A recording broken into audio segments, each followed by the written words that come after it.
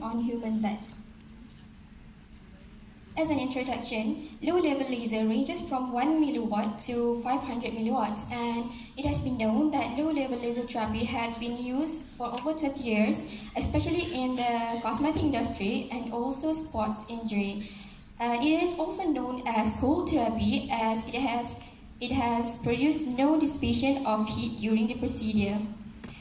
Low-level laser is known to improve the microcirculation of the blood flow. However, the irradiation of the laser to red blood cells is proved to result in deformability, which subsequently affected the function of the red blood cells.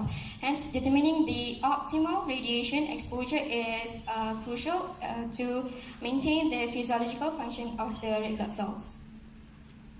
The aim of the study is to analyze the effect of different parameters of 589 yellow laser on the human red blood cells.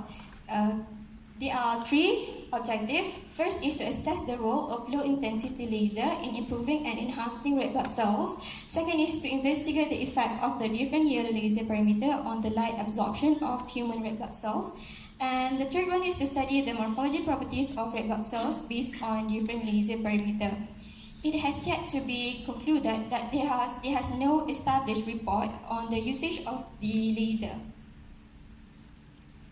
This study has been inspired by a few previous studies, and I quote, the degrees of absorbance could be due to the structural changes of amino acid chain of protein molecules by Kanekatara in 2011.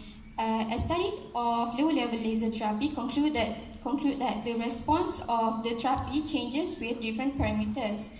And the spectrometer study indicates that it can be used to differentiate between the normal blood and the diseased blood.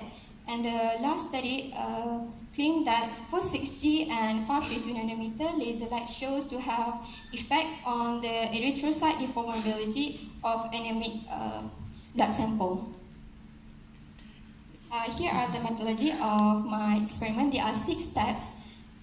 For sample preparation, the sample are taken of a patient between the age of 20 to 25 years old. For the blood irradiation, the parameter used are 60 milliwatt and with different irradiation time.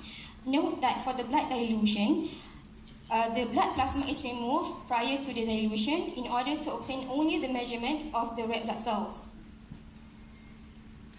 Here's are the materials that I used. It has been known that there are 4 observable peaks for the spectrum of human blood when scanned between the range of 300 to 1000 nanometer.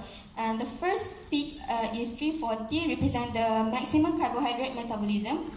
The 414 represent the transition of carbon monoxide hemoglobin, and both 540 and 575 nanometer represent the transition of oxyhemoglobin.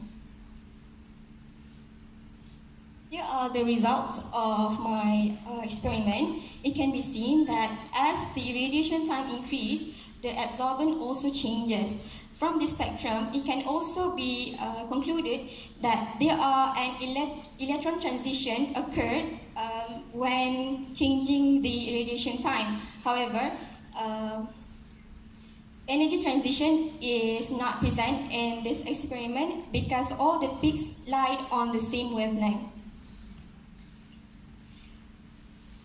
From the graph, it can be observed that the highest peak occurred at 30 minutes of irradiation at 414 nanometer wavelength.